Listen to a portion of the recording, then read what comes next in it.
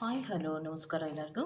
Nature ಸ್ಪಿರಿಟ್ನ at Kannada tarot card ರೀಡಿಂಗಿಗೆ welcome. ಇವತ್ತು ನಾನು ತಗೋತಾ ಇರುವಂತಹ ರೀಡಿಂಗ್ ಯಾವುದು ಅನ್ನೋದಾದರೆ ಈಗೋ ಕ್ಲಾಶಸ್ಗಳಿಂದ ದೂರವಾದಂತಹ ಪ್ರೀತಿ ಮರಳಿ ಪಡೆಯಲು ಸಾಧ್ಯ ಇದೆಯಾ? ಅದು ನಿಮ್ಮ ಕಡೆಯಿಂದನಾದ್ರು ಅಪ್ರೋಚ್ ಆಗಿರಬಹುದು, ಅವ್ರ ಕಡೆಯಿಂದನಾದ್ರು ಅಪ್ರೋಚ್ ಆಗಿರಬಹುದು. ಆದರೆ ನಮ್ಮ ಪ್ರೀತಿನ ನಾವು ಉಳಿಸ್ಕೊಳ್ಳೋದಕ್ಕೆ ಸಾಧ್ಯ ಇದೆಯಾ ಅಂತ ಯಾರೆಲ್ಲ ಯೋಚನೆಯನ್ನು ಮಾಡ್ತಿರ್ತೀರೋ ಅವರಿಗೆ ರೀಡಿಂಗ್ ಅನ್ವಯವಾಗತ್ತೆ. ಯಾತಕ್ಕೆ ನಾವು ಈ ತರಹದ ರೀಡಿಂಗನ್ನು ಮಾಡ್ತಾ ಇದ್ದೀನಿ ಅಂದರೆ, ಈ ಕ್ಲಾಶಸ್ಗಳು ಬಂದಾಗ ಸಾಮಾನ್ಯವಾಗಿ ನಾನೇ ಮೇಲು ಅನ್ನುವಂತಹ ರೀತಿಯಲ್ಲಿ ಮಾತಾಡುವಂತಹದ್ದು ಸರ್ವೇ ಸಾಮಾನ್ಯವಾಗಿರುತ್ತೆ. ನಾನೇ ಹೆಚ್ಚು, ನನ್ನಿಂದಲೇ ಎಲ್ಲ ಅನ್ನುವಂತಹ ಕೆಲವೊಂದು ಕ್ಲಾಶಸ್ಗಳು ಆಗುವಾಗ ನಾವು ಅರಿವಿಲ್ಲದ ಹಾಗೆ ಎದುರಿಗೆ ಇರುವಂತಹ ವ್ಯಕ್ತಿಗೆ ನಾವು ಅವಮಾನ ಮಾಡೋ ಥರನೋ ನೋವಾಗೋ ಥರನೋ ಕೆಲವೊಂದು ಮಾತುಗಳನ್ನು ಆಡಿರ್ತೀವಿ. ಅಂತಹ ಸಂದರ್ಭದಲ್ಲಿ ಪ್ರೀತಿ ಅನ್ನೋದು ದೂರ ಆಗಿರುತ್ತೆ. ವ್ಯಕ್ತಿತ್ವಗಳ ನಡುವೆ ಬಿರುಕುಗಳು ಮೂಡಿರೋದಕ್ಕೆ ಶುರು ಆಗತ್ತೆ. ವ್ಯಕ್ತಿತ್ವಗಳ ನಡುವೆ ಬಿರುಕುಗಳು ಮೂಡೋದಕ್ಕೆ ಶುರು ಆಗತ್ತೆ. ಪ್ರೀತಿಯಲ್ಲಿ ಈಗೋ ಕ್ಲಾಶಸ್ಗಳು ಯಾವಾಗ ಬರುತ್ತೋ ಆವಾಗ ಖಂಡಿತವಾಗಿಯೂ ಪ್ರೀತಿ ಅನ್ನೋದು ದೂರ ಆಗತ್ತೆ. ಎಷ್ಟೋ ಯೂನಿವರ್ಸಿನಲ್ಲಿ ಎಷ್ಟೋ ಜನರಿಗೆ ಈ ತರಹ ಈಗೋ ಕ್ಲಾಶಸ್ಗಳಿಂದ ಪ್ರೀತಿ ದೂರ ಆಗಿರುತ್ತೆ. ಆದರೆ ಈಗೋ ಕ್ಲಾಶಸ್ಗಳಿಂದ ಆದ್ರೂ ಕೂಡ ಮನಸ್ಸಿನಲ್ಲಿರುವಂತಹ ಪ್ರೀತಿ ಎಲ್ಲೂ ಹೋಗಿರೋದಿಲ್ಲ. ಅದು ಅನಿಸುತ್ತೆ, ಈಗೋಗಿಂತ ಪ್ರೀತಿಯೇ ಮುಖ್ಯ, ನನ್ನ ಪ್ರೀತಿಯನ್ನು ನಾನು ಉಳಿಸ್ಕೋಬೇಕು, ನನ್ನ ಅಹಂಕಾರವನ್ನು ನನ್ನ ಈಗೋವನ್ನು ಬಿಟ್ಟು ನನ್ನ ಪ್ರೀತಿಯ ವ್ಯಕ್ತಿಯನ್ನು ನಾನು ಮರಳಿ ಪಡ್ಕೋಬೇಕು ಅನ್ನುವಂತಹ ಮನಸ್ಥಿತಿ ಇಬ್ಬರಲ್ಲಿಯೂ ಕೂಡ ಸೃಷ್ಟಿಯಾಗತ್ತೆ. ಯಾವಾಗ ಇಬ್ಬರಲ್ಲಿಯೂ ಕೂಡ ಆ ರೀತಿಯ ಆಲೋಚನೆಗಳು ಮೂಡುತ್ತೋ ಅಂತಹವರು ಕೆಲವೊಮ್ಮೆ ಅಪ್ರೋಚ್ಗಳನ್ನು ಮಾಡೋದಕ್ಕೆ ಅಥವಾ ಮಾತುಗಳನ್ನು ಆಡೋದಕ್ಕೆ ಶುರು ಮಾಡ್ತಾರೆ. ಆಗ ಕೆಲವೊಬ್ಬರು ಆ ಈಗೋ ಕ್ಲಾಶಸ್ಗಳನ್ನು ಬಿಟ್ಟಿರುವಂತಹ ವ್ಯಕ್ತಿಗಳು ತಮ್ಮ ಪ್ರೀತಿಯನ್ನು ಉಳಿಸ್ಕೊಳ್ಳುವಂತಹ ಪ್ರಯತ್ನದಲ್ಲಿ ಯಶಸ್ವಿ ಕೂಡ ಆಗಿರ್ತಾರೆ. ಅಂತಹ ಸಿಚುಯೇಷನ್ಗಳಲ್ಲಿ ಯಾರೆಲ್ಲ ಇದ್ದೀರೋ ಈಗೋ ಕ್ಲಾಶಸ್ಗಳಿಂದ ಚಿಕ್ಕ ಪುಟ್ಟ ಕಾರಣಗಳಿಂದ ಪ್ರೀತಿಯಿಂದ ದೂರ ಆಗಿದ್ದರೆ ಅವರನ್ನು ಬಿಟ್ಟು ಇರೋದಕ್ಕೂ ಆಗೋದಿಲ್ಲ, ಮರೆಯೋದಕ್ಕೂ ಆಗೋದಿಲ್ಲ, ಕಸಿಬಿಸಿಗಳಲ್ಲಿರ್ತೀರಾ, ಹಿಂಸೆ ಪಡ್ತಾ ಇರ್ತೀರಾ, ನೋವನ್ನು ಪಡ್ತಾ ಇರ್ತೀರಾ. ಈ ಕ್ಲಾಶಸ್ಸಿಗಿಂತಲೂ ದೂರವಾಗಿರುವಂತಹದ್ದೇ ಒಂದು ಬಹಳಷ್ಟು ನೋವನ್ನು ಕೊಡ್ತಾ ಇದ್ದರೆ ಆವಾಗ ನೀವು ಅನ್ಕೋತೀರಾ, ಈ ಈಗೋ ಕ್ಲಾಶಸ್ ಅನ್ನೋದು ಬೇಡ, ನನಗೆ ಸದ್ಯಕ್ಕೆ ಈಗ ಪ್ರೀತಿಯೇ ಮುಖ್ಯ ಅನ್ನುವಂತಹ ಮನಸ್ಥಿತಿಗಳಲ್ಲಿ ಯಾರೆಲ್ಲ ಇದ್ದೀರೋ ಸೊ ಅವರಿಗೆ ಸ್ಪಿರಿಟ್ಸ್ಗಳು ಏನು ಹೇಳ್ತಾರೆ, ನಿಮ್ಮ ಈಗೋ ಕ್ಲಾಶಸ್ಗಳಿಂದ ಪ್ರೀತಿಯನ್ನು ದೂರ ಮಾಡ್ಕೊಂಡಿದ್ರಿ ಅಲ್ವಾ, ಈಗ ನಿಮ್ಮ ಪ್ರೀತಿ ನಿಮಗೆ ಮರಳಿ ಸಿಗೋದಕ್ಕೆ ಸಾಧ್ಯ ಇದೆಯಾ ಅನ್ನೋದನ್ನ ಸ್ಪಿರಿಟ್ಸ್ಗಳ ಬಳಿಯಲ್ಲಿ ಕೇಳುವಂತಹ ಪ್ರಯತ್ನಗಳನ್ನು ಮಾಡಿ. ಓಕೆ, ಆಗ ಸ್ವಲ್ಪ ಮನಸ್ಸಿಗೆ ಸಮಾಧಾನ ಮತ್ತು ನೆಮ್ಮದಿಯೂ ಕೂಡ ಆಗುವಂತಹ ಸಾಧ್ಯತೆಗಳು ಇರುತ್ತೆ. ಮತ್ತು ಇದೆಲ್ಲವೂ ಕೂಡ ಇನ್ ಜನರಲ್ ಆಗಿರುವಂತಹ ರೀಡಿಂಗ್ ಆಗಿರೋದ್ರಿಂದ ನಿಮಗೆ ರೆಸೋನೇಟ್ ಆದರೆ ಮಾತ್ರ ತಗೊಳ್ಳಿ. ಹಾಗೆಯೇ ಸ್ಕ್ರೀನ್ ಮೇಲೆ ಕಾಣ್ತಾ ಇರುವಂತಹ ಒಂದು ನಂಬರ್, ಅದು ಪರ್ಸನಲ್ ರೀಡಿಂಗಿನ ನಂಬರ್ ಆಗಿರುತ್ತೆ. ಯಾರಿಗೆಲ್ಲ ಪರ್ಸನಲ್ ರೀಡಿಂಗಿನ ಅವಶ್ಯಕತೆ ಇದೆಯೋ ಅವರೆಲ್ಲರೂ ಕೂಡ ವಾಟ್ಸಪ್ ಮೆಸೇಜನ್ನು ಮಾಡೋದ್ರ ಮೂಲಕ ಪೇ ಮಾಡಿ ನಿಮ್ಮ ರೀಡಿಂಗ್ಸ್ಗಳನ್ನು ನೀವು ತಗೋಬೋದಾಗಿರುತ್ತೆ. ಓಕೆ, ಸೊ ರೀಡಿಂಗ್ಗಳನ್ನು ತಗೊಳ್ಳೋದಕ್ಕೆ ಮುಂಚಿತವಾಗಿ ನೀವೇನು ಮಾಡಬೇಕು ಅಂದರೆ, ಈಗ ನಿಮ್ಮ ಕಣ್ಣ ಮುಂದೆ ಆಪ್ಷನ್ಗಳು ಬರ್ತಾ ಇದೆ. ಸೊ ಪರ್ಪಲ್ ಕಲರ್ ಇರುವಂತಹ ರೋಸನ್ನು ನೀವು ಸೆಲೆಕ್ಟ್ ಮಾಡಿಕೊಂಡ್ರೆ, ಹಾರ್ಟಿನ ಒಳಗಡೆ ರೋಸ್ ಇದೆ ಅಲ್ವಾ, ಸೊ ಅದು ಪರ್ಪಲ್ ಕಲರ್ ಇರುವಂತಹ ರೋಸನ್ನು ನೀವು ಸೆಲೆಕ್ಟ್ ಮಾಡಿಕೊಂಡ್ರೆ ಫೈಲ್ ನಂಬರ್ 1 ಆಗಿರುತ್ತೆ. ಬ್ಲೂ ಹಾರ್ಟ್ ಪ್ಲಸ್ ಬ್ಲೂ ಫ್ಲವರನ್ನು ನೀವು ಆಯ್ಕೆ ಮಾಡಿಕೊಂಡ್ರೆ ಅದು ಫೈಲ್ ನಂಬರ್ 2 ಆಗಿರುತ್ತೆ. ಆಯ್ಕೆಯನ್ನು ಮಾಡ್ಕೊಳ್ಳುವಾಗ ಬಹಳ ಕಾನ್ಸಂಟ್ರೇಷನಿಂದ ಆಯ್ಕೆಯನ್ನು ಮಾಡ್ಕೊಳ್ಳಿ. ಈ 2 ಕಲರ್ಗಳಲ್ಲಿ ನಿಮಗೆ ಯಾವುದು ತುಂಬ ಅಟ್ರಾಕ್ಟ್ ಆಗುತ್ತೋ ಅದನ್ನು ಸೆಲೆಕ್ಟ್ ಮಾಡ್ಕೊಳ್ಳೋದ್ರ ಮೂಲಕ ಮನಸ್ಸನ್ನು ಪ್ರಶಾಂತವಾಗಿ ಇಟ್ಕೊಂಡು ಸ್ಪಿರಿಟ್ಸ್, ನಾವು ಈಗೋ ಕ್ಲಾಶಸ್ಗಳಿಂದ ಪ್ರೀತಿಯನ್ನು ದೂರ ಮಾಡ್ಕೊಂಡಿದ್ದೀವಿ, ಅದನ್ನು ಮರಳಿ ಪಡೆಯೋದಕ್ಕೆ ಸಾಧ್ಯ ಇದೆಯಾ ಸ್ಪಿರಿಟ್ಸ್ ಅನ್ನೋದನ್ನ ನೀವು ಸ್ಪಿರಿಟ್ಸ್ಗಳ ಬಳಿಯಲ್ಲಿ ಕೇಳಿ ಉತ್ತರಗಳನ್ನು ಪಡ್ಕೋಬೋದಾಗಿರುತ್ತೆ. ಓಕೆ, ಮನಸ್ಸನ್ನು ಪ್ರಶಾಂತವಾಗಿ ಇಟ್ಕೊಳ್ಳಿ. ನಿಮ್ಮ ಮನಸ್ಸಿನಲ್ಲಿ ಅವರ ಹೆಸರನ್ನು ನೆನಪಿಸ್ಕೊಳ್ಳಿ. ಮತ್ತು ಯಾವುದೇ ರೀತಿಯ ನೆಗೆಟಿವ್ ಥಾಟ್ಸ್ಗಳನ್ನು ಮಾಡದೆ ಬ್ಲ್ಯಾಂಕ್ ಆಗಿ ಸ್ಪಿರಿಟ್ಸ್ಗಳು ಏನು ಹೇಳ್ತಾರೆ ಅನ್ನೋದನ್ನು ಕೇಳಿಸ್ಕೊಳ್ಳೋ ಪ್ರಯತ್ನವನ್ನು ಮಾಡಿ. ಓಕೆ, ಸೊ ರೀಡಿಂಗನ್ನು ಶುರು ಮಾಡೋಣ. Okay, let start. Okay, so purple colour ಇರುವಂತಹ ರೋಸನ್ನು ಯಾರೆಲ್ಲ ಆಯ್ಕೆಯನ್ನು ಮಾಡ್ಕೊಂಡಿದ್ದೀರೋ ಸೊ ನಿಮಗೆ ಈಗೋ ಕ್ಲಾಶಸ್ಗಳಿಂದ ದೂರವಾದಂತಹ ಪ್ರೀತಿ ಪುನಃ ವಾಪಸ್ ಸಿಗೋದಕ್ಕೆ ಸಾಧ್ಯ ಇದೆಯಾ ಅನ್ನೋದಾದರೆ ಇಲ್ಲ ಅನ್ನುವಂತಹ ಉತ್ತರ ಬರ್ತಾ ಇದೆ. ಯಾಕೆ ಅನ್ನೋದಾದರೆ, ನೀವು ಎಷ್ಟೇ ಪ್ರೀತಿಯನ್ನು ತೋರಿಸೋದಕ್ಕೆ ಹೋದ್ರೂ ಕೂಡ ಈಗೋ ಕ್ಲಾಶಸ್ಗಳಿಂದ ಏನು ಈ ಪ್ರೀತಿ ದೂರ ಆಯಿತೋ ಅದು ಸರಿ ಹೋಗೋದಕ್ಕೆ ಸಾಧ್ಯ ಇಲ್ಲ ಅನ್ನುವಂತಹ ಉತ್ತರಗಳನ್ನು ಕೊಡ್ತಾ ಇದೆ.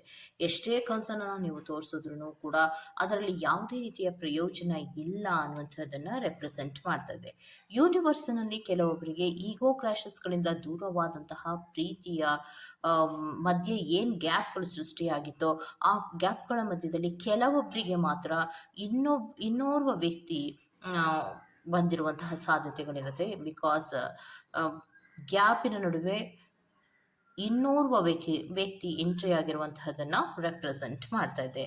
ಹಲವಾರು ಚಾಲೆಂಜಸ್ಗಳನ್ನು ಫೇಸ್ ಮಾಡಬೇಕಾಗತ್ತೆ. ಅಷ್ಟೊಂದು ಈಸಿ ಏನಲ್ಲ. ಇದು ಈ ಪ್ರೀತಿಯನ್ನು ಪಡ್ಕೊಳ್ಳೋದು ಅಷ್ಟೊಂದು ಈಸಿ ಅಲ್ಲ. ಪಡ್ಕೊಂಡ ತದನಂತರದಲ್ಲಿಯೂ ಕೂಡ ಹಲವಾರು ಅಂಡರ್ಸ್ಟ್ಯಾಂಡಿಂಗ್ಗಳಾಗುತ್ತೆ, ಮಿಸ್ಕಮ್ಯುನಿಕೇಷನ್ಸ್ಗಳಾಗತ್ತೆ. ಮೇಲಿಂದ ಮೇಲೆ ಹಲವಾರು ಚಾಲೆಂಜಸ್ಗಳನ್ನು ನೀವು ಫೇಸ್ ಮಾಡಬೇಕಾಗಿ ಬರುತ್ತೆ. ಸೊ ಸ್ಯಾಟಿಸ್ಫ್ಯಾಕ್ಷನ್ ಅನ್ನೋದು ಅಷ್ಟರ ಮಟ್ಟಿಗೇನು ಇರೋದಿಲ್ಲ ಅನ್ನುವಂಥದ್ದನ್ನು ರೆಪ್ರೆಸೆಂಟ್ ಮಾಡ್ತಾ ಇದೆ. ಸೊ ಕೆಲವೊಮ್ಮೆ ಏನಾಗುತ್ತೆ ಅಂದರೆ, ಪ್ರೀತಿಯನ್ನು ಉಳಿಸ್ಕೊಳ್ಳೇಬೇಕು ಅಂತ ನಾವೇನು ಮಾಡ್ತೀವಿ, ಈಗೋ ಕ್ಲಾಶಸ್ಗಳಾದಾಗ ನನ್ನ ಕಡೆಯಿಂದ ತಪ್ಪಾಯಿತು ಅಂತನೋ ಅವ್ರ ಕಡೆಯಿಂದ ತಪ್ಪಾಯಿತು ಅಂತನೋ ಒಂದು ಚಾನ್ಸನ್ನು ಕೊಟ್ಬಿಡೋಣ, ಸೊ ಈ ಪ್ರೀತಿನ ಉಳಿಸ್ಕೊಂಡ್ಬಿಡೋಣ ಅಂತ ಸುಮಾರು ದಿನ ಗ್ಯಾಪ್ ತಗೊಂಡು ತದನಂತರದಲ್ಲಿ ಟ್ರೈಯನ್ನು ಮಾಡ್ತೀರಾ. ಬಟ್ ಆದರೆ ಆ ಏನು ಒಂದು ಗ್ಯಾಪನ್ನು ನೀವು ತಗೊಂಡಿರ್ತೀರೋ ಆ ಮಧ್ಯದಲ್ಲಿ ಮತ್ತೋರ್ವ ವ್ಯಕ್ತಿ ಎಂಟ್ರಿ ಆದಾಗ ಆ ವ್ಯಕ್ತಿ ಇದ್ದ ಹಾಗೆ ನೀವು ಮತ್ತೆ ಎಂಟ್ರಿಯನ್ನು ತಗೊಳ್ಳೋದಕ್ಕೆ ಸಾಧ್ಯ ಆಗೋದಿಲ್ಲ. ಅದು ತುಂಬ ಕಷ್ಟ ಆಗುತ್ತೆ, ತುಂಬ ಚಾಲೆಂಜಸ್ಸನ್ನು ಫೇಸ್ ಮಾಡಬೇಕಾಗತ್ತೆ. ಕೆಲವೊಬ್ಬರಿಗೆ ಎಂಟ್ರಿಯನ್ನು ತಗೊಳ್ಳೋದಕ್ಕೆ ಸಾಧ್ಯ ಆಗಲ್ಲ ಅನ್ನುವಂತಹ ಪರಿಸ್ಥಿತಿಗಳು ಬಂದ್ಬಿಡತ್ತೆ. ಆಗ ಈ ಚಿಕ್ಕ ಒಂದು ಕಾರಣಕ್ಕೋಸ್ಕರವಾಗಿ ನಾನು ಕ್ಲಾಶಸ್ಸನ್ನು ಮಾಡಿಕೊಂಡೆ, ಸೊ ದಾರಿಯೇ ಕಾಣದೆ ಆಗ್ತಾ ಇದೆಯಲ್ಲ, ನನಗೇನು ಗೊತ್ತಾಗ್ತಾ ಇಲ್ವಲ್ಲ, ನನ್ನ ಪ್ರೀತಿಯನ್ನು ಹೇಗೆ ಉಳಿಸ್ಕೋಬೇಕು ಅನ್ನೋದು ಗೊತ್ತಾಗ್ತಾ ಇಲ್ವಲ್ಲ ಅನ್ನುವಂತಹ ಒದ್ದಾಟದಲ್ಲಿ ನೀವಿರ್ತೀರಾ ಅನ್ನುವಂಥದ್ದನ್ನು ರೆಪ್ರೆಸೆಂಟ್ ಮಾಡ್ತಾ ಇದೆ. ಸೊ ಈಗೋ ಕ್ಲಾಶಸ್ಗಳು ಅನ್ನೋದು ಯಾರಿಗೆಲ್ಲ ಆಗಿದೆಯೋ ಅವರಿಗೆ ಫೈಲ್ ನಂಬರ್ 1 ಅವರಿಗೆ ಹೇಳ್ತಾ ಇರುವಂತಹದ್ದು, ಒಂದು ಅಬ್ಸೆಷನ್ಸಲ್ಲಿ ನೀವು ಜಾಸ್ತಿ ಇರ್ತೀರಾ. ಇದು ಅಷ್ಟು ಈಸಿಯಾಗಿ ಸರಿ ಹೋಗುವಂತಹ ರಿಲೇಶನ್ಶಿಪ್ ಆಗಿರೋದಿಲ್ಲ. ಹಲವಾರು ಪ್ರಯತ್ನಗಳನ್ನು ಮಾಡಿದ್ರೂ ಕೂಡ ಈ ಒಂದು ರಿಲೇಶನ್ಶಿಪ್ಪು ಸರಿ ಹೋಗೋದಕ್ಕೆ ಸಾಧ್ಯ ಇಲ್ಲ ಅನ್ನುವಂಥದ್ದನ್ನು ರೆಪ್ರೆಸೆಂಟ್ ಮಾಡ್ತಾ ಇದೆ. Go to the next file number 2. Blue colour ಇರುವಂತಹ ಫ್ಲವರನ್ನು ಯಾರೆಲ್ಲ ಆಯ್ಕೆಯನ್ನು ಮಾಡ್ಕೊಂಡಿದ್ದೀರೋ, ಸೊ ಈಗೋ ಕ್ಲಾಶಸ್ಗಳಿಂದ ದೂರವಾದಂತಹ ಪ್ರೀತಿಯನ್ನು ಮತ್ತೆ ಮರಳಿ ಪಡೆಯೋದಕ್ಕೆ ಸಾಧ್ಯ ಇದೆಯಾ ಅನ್ನೋದಾದರೆ, ಖಂಡಿತವಾಗಿಯೂ ನೀವು ಮರಳಿ ಪಡೆಯೋದಕ್ಕೆ ಸಾಧ್ಯ ಇದೆ. ಒಂದು ಇನ್ನೋಸೆನ್ಸ್ನಿಂದ ಅಪಾಲಜಿಯನ್ನು ಕೇಳೋದ್ರಿಂದ, ಇಮ್ಮೆಚ್ಯೂರಿಟಿಯಾಗಿ ಬಿಹೇವನ್ನು ಮಾಡಿದೆ ಅಂತ ಹೇಳೋದ್ರ ಮೂಲಕ ನಿಮ್ಮ ಕೆಲವೊಂದು ಪ್ರೀತಿಯ ಬಿರುಕುಗಳನ್ನು ಸರಿ ಮಾಡ್ಕೊಳ್ಳೋದಕ್ಕೆ ಸಾಧ್ಯ ಇದೆ. ಮೇ ಬಿ ನಿಮ್ಮ ಪರ್ಸನ್ ನಿಮ್ಮ ಹತ್ರ ಬಂದು ಕೆಲವೊಂದು ಕ್ಷಮೆಗಳನ್ನು ಕೇಳೋದಿರಬಹುದು ಅಥವಾ ಅಪಾಲಜೈಸನ್ನು ಕೇಳೋದಿರ್ಬೋದು ಮಾಡ್ತಾರೆ. ಕೆಲವೊಂದು ಸಂದರ್ಭಗಳಲ್ಲಿ ಮಾತ್ರ ನೀವೇ ತಪ್ಪು ಮಾಡಿದರೆ ನೀವೇ ಹೋಗಿ ಕ್ಷಮೆಗಳನ್ನು ಕೇಳೋದ್ರ ಮೂಲಕ ಪ್ರೀತಿಯನ್ನು ಖಂಡಿತವಾಗಿಯೂ ಸರಿ ಮಾಡ್ಕೋಬಹುದು. ಆದರೆ ಪ್ರೀತಿಯನ್ನು ಉಳಿಸ್ಕೊಳ್ಳೇಬೇಕು ಅನ್ನುವಂತಹ ಕಾನ್ಫಿಡೆಂಟ್ ನಿಮ್ಮಲ್ಲಿ ಇದ್ದಾಗ, ಪ್ರೀತಿ ಬೇಕು ಅಂದಾಗ, ಯಾಕೆ ಅನ್ನೋದಾದರೆ, ಬೇಕು ಅಂದಾಗ ಅಂತ ಯಾಕೆ ಹೇಳ್ತಾ ಇದ್ದೀನಿ ಅಂದರೆ, ನಿಮ್ಮಿಬ್ಬರಿಗೂ ಕೂಡ ಪ್ರೀತಿಯನ್ನು ಮರೆಯೋದಕ್ಕೆ ಆಗ್ತಾ ಇಲ್ಲ. ಹಲವಾರು ರೀತಿಯಲ್ಲಿ ನಿಮಗೆ ಎಮೋಷನಲ್ ನೀಡ್ಸ್ಗಳು ಒಬ್ರಿಗೊಬ್ಬರಿಗೆ ಅವಶ್ಯಕತೆ ಇರೋದ್ರಿಂದ ನೀವು ಕಾಯ್ತಾ ಇರುವಂತಹ ಸಾಧ್ಯತೆಗಳು ಹೆಚ್ಚಾಗಿದೆ. ಮತ್ತು ಮಾತಾಡಿಸ್ಬಿಟ್ರೆ ಅವರು ಮಾತಾಡ್ತಾರೋ ಇಲ್ವೋ, ಮತ್ತಷ್ಟು ಜಗಳಗಳು ಜಾಸ್ತಿ ಆಗುತ್ತೋ ಏನೋ ಅನ್ನುವಂತಹ ಒಂದು ರೀತಿಯ ಭಯದಲ್ಲಿ ನೀವಿರುವಂತಹ ಸಾಧ್ಯತೆಗಳು ಇರುತ್ತೆ. ಆದರೆ ಏನಾಗುತ್ತೋ ಅನ್ನುವಂತಹ ಭಯದಲ್ಲಿ ನೀವಿರೋದಕ್ಕಿಂತ ಒಂದು ಇನ್ನೋಸೆಂಟ್ ಆಗಿ ಬಿಹೇವನ್ನು ಮಾಡೋದ್ರ ಮೂಲಕ ಅಪಾಲಜೈಸನ್ನು ನೀವು ಕೇಳಿದ್ರೆ, ಅಥವಾ ಇಬ್ಬರಲ್ಲಿಯೂ ಕೂಡ ಆ ಮನಸ್ಥಿತಿಗಳಿಂದಲೇ ನೀವು ಭೇಟಿಯಾಗೋದ್ರಿಂದ ಅಥವಾ ಕಮ್ಯುನಿಕೇಷನ್ಸ್ಗಳನ್ನು ಮಾಡೋದ್ರಿಂದ ಖಂಡಿತವಾಗಿಯೂ ನಿಮ್ಮ ಪ್ರೀತಿಯನ್ನು ನೀವು ಉಳಿಸ್ಕೊಳ್ಳೋದಕ್ಕೆ ಸಾಧ್ಯ ಇದೆ. ಈಗೋ ಕ್ಲಾಶಸ್ಗಳಿಂದ ಹಲವಾರು ಪ್ರೀತಿಗಳು ದೂರ ಆಗುತ್ತೆ. ದೂರವಾದಂತಹ ಪ್ರೀತಿ ದೂರವೇ ಆಗ್ಬಿಡುತ್ತೆ ಅಂದರೆ, ಕೆಲವೊಬ್ಬರು ಅದನ್ನು ಸರಿ ಮಾಡ್ಕೊಳ್ಳುವಂತಹ ಪ್ರಯತ್ನವನ್ನು ಮಾಡ್ತಿರ್ತಾರೆ. ಆ ಸರಿ ಮಾಡ್ಕೊಳ್ಳುವಂತಹ ಪ್ರಯತ್ನದಲ್ಲಿ ಫೈಲ್ ನಂಬರ್ 2 ಅವರು ಕೂಡ ಇರ್ತೀರಾ. ಸೊ ನೀವು ಪ್ರಯತ್ನಗಳನ್ನು ಮಾಡಬೇಕಷ್ಟೇ. ಸರಿ ಹೋಗೋದಕ್ಕೆ ಸುಮಾರು ದಾರಿಗಳಿದೆ. ಯಾಕಂದರೆ ಇಮ್ಮೆಚ್ಯೂರಿಟಿಗಳಿಂದ ನೀವು ಮಾತಾಡಿರ್ತೀರಾ, ಅಥವಾ ನಿಮ್ಮ ಪರ್ಸನ್ ಮಾತಾಡಿರ್ತಾರೆ, ಅಥವಾ ಕೆಲವೊಂದು ರೀತಿಯ ಬಿಹೇವಿಯರ್ಗಳು ಇಷ್ಟ ಆಗದೆ ಇದ್ದಾಗ, ಈಗೋ ಕ್ಲಾಶಸ್ಗಳು ಬಂದಾಗ ಒಬ್ರನ್ನೊಬ್ಬರಿಗೆ ಆಗ ಸರಿ ಮಾಡ್ಕೊಳ್ಳೋದಕ್ಕೆ ಆಗದೆ ಇದ್ರೂ ಈ ಒಂದು ಗ್ಯಾಪ್ ಅನ್ನೋದು ಏನು ಸೃಷ್ಟಿಯಾಗಿದೆಯಲ್ಲ, ಈ ಗ್ಯಾಪ್ಗಳ ನಡುವೆ ಥರ್ಡ್ ಪಾರ್ಟಿ ಸಿಚುಯೇಷನ್ ಇನ್ನೂ ಎಂಟ್ರಿ ಆಗಿಲ್ಲ. ಸೊ ಒಬ್ರಿಗೊಬ್ರು ಇನ್ನೂ ನೆನಪಿನಲ್ಲಿಯೇ ಇರುವಂತಹದ್ದು, ಮತ್ತು ಇಮೋಷನ್ ನೀಡ್ಸ್ಗೋಸ್ಕರ ನನ್ನ ಪರ್ಸನ್ ನನಗೆ ಬೇಕು ಅನ್ನುವಂತಹ ರೀತಿಯಲ್ಲಿ ಆಲೋಚನೆಗಳನ್ನು ಮಾಡುವಂತಹದ್ದು, ಈ ರೀತಿಯ ಥಾಟ್ಸ್ಗಳಲ್ಲಿ ನೀವಾಗಲಿ ನಿಮ್ಮ ಪರ್ಸನ್ ಆಗಲಿ ಇರೋದ್ರಿಂದ, ಸೊ ಪ್ರೀತಿಯನ್ನು ಉಳಿಸ್ಕೊಳ್ಳುವಂತಹ ಪ್ರಯತ್ನಗಳನ್ನು ಮಾಡಿದ್ರೆ ಖಂಡಿತವಾಗಿಯೂ ನೀವು ಉಳಿಸ್ಕೊಳ್ಳೋದಕ್ಕೆ ಸಾಧ್ಯ ಇದೆ. ಡ್ರೀಮ್ ಕಮ್ ಟ್ರೂ ಆಗುವಂಥ ಸಾಧ್ಯತೆಗಳಿದೆ. ಅಂದರೆ ನೀವು ಕನಸನ್ನು ಕಾಣ್ತಾ ಇರ್ತೀರಲ್ವ, ಸೊ ನನ್ನ ಪರ್ಸನನ್ನು ಒಪ್ಕೊಂಡ್ಬಿಟ್ರೆ, ಅಥವಾ ಈಗೋ ಕ್ಲಾಶಸ್ಗಳೇನೂ ಬೇಡ ಅಂತ ನನ್ನನ್ನು ಬಂದು ಮಾತಾಡಿಸ್ಬಿಟ್ರೆ, ಒಂದೇ ಒಂದು ಮಾತಾಡಿದ್ರೆ ಸಾಕು, ನಾನು ಸರಿ ಹೋಗ್ಬಿಡ್ತೀನಿ, ನಾನು ಕ್ಷಮಿಸ್ಬಿಡ್ತೀನಿ ಅಂತ ಏನೆಲ್ಲ ರೀತಿಯಲ್ಲಿ ಯೋಚನೆಗಳನ್ನ ಮಾಡ್ತಾ ಇರ್ತೀರಲ್ಲ, ಸೊ ಅದಕ್ಕೆಲ್ಲದಕ್ಕೂ ಉತ್ತರ ನಿಮ್ಮ ಇನೋಸೆನ್ಸಿಂದ. ನೀವಿಬ್ಬರೂ ಕೂಡ ಇನೋಸೆಂಟ್ ಆಗಿರೋದ್ರಿಂದ, ಒಂದು ತಾಳ್ಮೆಯಿಂದ ವರ್ತನೆಗಳನ್ನು ಮಾಡೋದ್ರಿಂದ, ಒಬ್ರಿಗೊಬ್ಬರಿಗೆ ನೀವು ಕ್ಷಮೆಗಳನ್ನು ಕೇಳ್ಕೊಳ್ಳೋದ್ರಿಂದ, ಮತ್ತು ಇಮ್ಮೆಚ್ಯೂರಿಟಿಯಾಗಿ ಬಿಹೇವನ್ನು ಮಾಡಿದ್ದೇವೆ ಅನ್ನುವಂತಹ ಕೆಲವು ವಿಚಾರಗಳನ್ನು ನೀವು ಓಪನ್ ಅಪ್ ಆಗಿ ಮಾತಾಡಿದಾಗ ನೀವಿಬ್ಬರೂ ಕೂಡ ಸರಿ ಹೋಗುವಂಥ ಸಾಧ್ಯತೆಗಳು ಇದೆ. ಅದಕ್ಕೇನು ನೀವು ಈಗೋ ಕ್ಲಾಶಸ್ಗಳ ಆಗಿದ್ದ ಮಾತ್ರಕ್ಕೆ ಹಾರ್ಟ್ ಬ್ರೇಕ್ಗಳಾಗಲಿ ಅಥವಾ ಲವ್ ಬ್ರೇಕ್ಗಳಾಗಲಿ ಮಾಡ್ಕೊಳ್ಳುವಂತಹ ಅಗತ್ಯ ಏನು ಇಲ್ಲ.